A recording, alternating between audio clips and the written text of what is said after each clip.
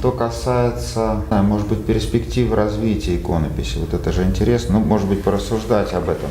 Потому что, вот вы говорили о том, что, человек меняется. С одной стороны, есть простое изменение, если вот, допустим, современных людей писать в хитонах, скажем, духовенство ладно, как бы оно духовенство носит, просто одеяния почти не изменились, да. Но, скажем, а вот миряне или мученики, вы говорили о том, что вы писали икону новомучеников, да? Но иконография одно, но облик должен быть узнаваем, да? Вот мне очень симпатично, допустим, как отец Августин Никитин, кажется, говорил, у них в академии в питерской ходила такая расхожая фраза «умучен от большевиков». То есть и вот эти вот современные иконы новомучеников, да, где большевики в этих шлемах с красной звездой и с винтовкой, да. Но это, в общем, некоторый новый совершенно образ. Новый, то есть если, допустим, византийский вот этот мавр, да, появляющийся из-под земли, да, то есть образ такого вот то ли демона, то ли вот антагониста со стороны восточной цивилизации. Здесь он немножко другой. И много других моментов наверняка есть, о которых можно было бы сказать. Что вы думаете о том, как должна... То есть в иконе не должно... икона должна быть узнаваема. То есть это должен быть миром, да. Образ, который мы пишем, должен быть узнаваемым. Да. То есть поэтому какое-то портретное сходство там должно... Если у нас этот человек, есть фотографии, например, большое количество фотографий, то мы должны ориентироваться на эти фотографии, потому что образ должен быть узнаваемым. Понятно, что если там нет изображений, ты уже по описанию, какая борода была, да, там, как вот в подлинниках об этом пишут. А так, конечно, нужно ориентироваться на это портретное сходство, потому что он должен быть узнаваем. Но помимо вот этой узнаваемости есть еще принцип историзма, то есть нельзя одевать современных людей в одежды 3-го, например, или 4-го или 5-го века. Это просто смешно. То есть у нас принцип историзма он присутствует в иконе, и он должен соответствовать.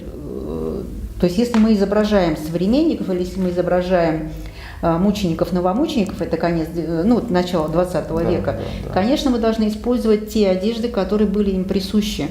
Другой вопрос, что чтобы было понятно, что это мученик, и в руке дается крест, это понятно. Это символика. И поэтому, когда начинают изображать какие-то древние одежды, это по меньшей мере странно. Если уж ты изображаешь, например, каких-то мучеников из князей или еще, много же пострадало. Но одень ты их в нормальное платье того периода. Почему нет-то? Вполне можно изобразить, в общем-то, в канонической манере это все. Я считаю, что это будет нормально выглядеть. Я, собственно, так и делаю всегда. То есть, нельзя просто путать века. Это нехорошо, потому что если мы видим образ, мы должны понимать, что это наш современник, или это новомученик, значит, соответственно, это начало 20 века. То есть мы должны сразу это понимать. А так, когда подходишь к иконе, не понимаешь вообще, кто изображен. Потому что он изображен в какой-то римской тоге, но при этом написано, что новомученик российский. Как так можно? Да. Может быть, сейчас мы выйдем в храм. Мой хороший знакомый Александр Давыдович Карнаухов, известный мозаичист, есть несколько мозаик его работы в этом храме, мы видели уже их. Он говорит о том, что, я несколько раз его спрашивал, у него есть достаточно большие интервью и тексты на эту тему, о том, что, то есть каким образом расписывается храм. И он говорит, что пространство храма само диктует сюжет росписи. То есть, во-первых, конечно, наименование храма, да, то есть, но это наименование храма это не только, икона главная, алтарная, да, это еще и, что-то связанное с обликом святого, скажем, да, или события библейского или евангельского. Плюс у меня такой вопрос, часто бывает, что храм перегружен иконой.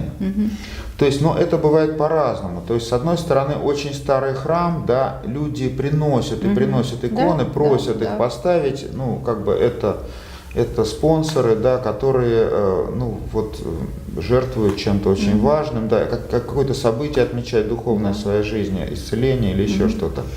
Но вот сам принцип вот этот перегруженности, ну, скажем, для меня, ну, не только меня, многих это несколько подавляет. То есть, когда храм более лаконичен с точки зрения количества икон и событий, ну, иногда молиться легче и проще. Конечно. Ну, во-первых, как бы нельзя забывать, что храм – это архитектурное пространство, и оно диктует, то есть, если художник, нормальный художник, он должен ориентироваться на это архитектурное пространство и не должен его, как бы, ну, как сказать, он должен внутри этого пространства гармонично расположить свои там росписи или иконостас, потому что, конечно, у нас очень часто об этом не думают или думают очень мало, или, ну, к сожалению, храмов, где это пространство органично существует, и иконы соответствуют этому пространству, и росписи соответствуют этому пространству, к сожалению, немного, к сожалению. И очень вообще редко задумываются на эту тему и священники-настоятели, и иконописцы, потому что этому мало кто учит, и об этом мало кто говорит. Вот. И это на самом деле важный вопрос, потому что, конечно, ты приходишь в храм, у тебя везде со всех сторон там иконы, иконочки, и конюшечки, и вот этого всего, значит, много, и все, и, конечно, это мешает, потому что это отвлекает, это глаз устает от всего от этого, это рябит, и, конечно, это очень важный такой момент, который, в общем, хорошо бы, конечно, учитывать. Если спонсор что-то дает, в конце концов, не обязательно это вот именно в храме выставлять. Есть же ризница, есть там, не знаю, там всякие, ну, в алтаре что-то можно. Икона праздника может быть. Да, икона праздника можно выносить, ну, есть какие-то пространства вне конкретной, вот храмовой, да, то есть, мы сейчас находимся в приходском доме, приходские дома, там есть какие-то трапезы, есть, ну, что-то такое, куда можно тоже, пожалуйста, разместить эти иконы. А некоторые настоятели, например, вот в Твери у меня есть один знакомый настоятель, который очень легко решил этот вопрос.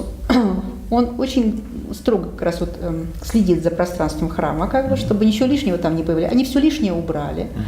Вот. А, скажем, прихожане, которые хотят, чтобы их образ находился в храме, специальную такую сделали, такая у них там ниша, значит, ее разграничили на такие вот небольшие кассетки. В эту кассетку вставляется икона, и сейчас там они уже почти полностью заполнены, в середине у них икона Спасителя, а по краям вот эти вот святые, которые являются покровителями прихожан этого храма. И фактически у каждого прихожанина храма есть свой святой. Очень удобно. И в то же время это мало места занимает. Иконки маленькие. А в целом это все смотрится, пишет один тут же иконописец. Все хорошо в целом. То есть всегда можно найти решение, если есть желание. Ну и задача, потому что... задача. То есть я говорю, что на это мало внимания обращают, к сожалению. Иногда смотришь, прекрасная роспись, но перекрыта, просто иконостасом, который, к этому храму, никак не подходит. Вообще не подходит. Совсем из другой оперы. Скажем, византийский, у нас вот тоже Троице-Сергиевская пустынь. Прекрасные росписи, замечательные, чудесные росписи, но они закрыты пятиярусным иконостасом. А там базилика, храм-базилика, то есть там не предполагается высокий иконостас, чисто архитектурно этот высокий иконостас не предполагается, он должен быть низким, этот иконостас, тогда все было бы гармонично. Увы, к сожалению, это часто происходит, к сожалению. Богатый иконостас – это вообще отдельная тема. Богатый, это побогаче, побольше золота, чтобы все блестело, барокко, влепят барокко туда, где, скажем, рублевского типа. К сожалению, вот это смешение стилей, несоответствие этих стилей общему пространству храма. Я о чем говорю, что вот это вот мало кто учитывает это архитектурное пространство, и мало кто следит за этим и как-то скажем так, внимательно к этому относится. К сожалению, мало. Есть отдельные образцы, есть, но мало.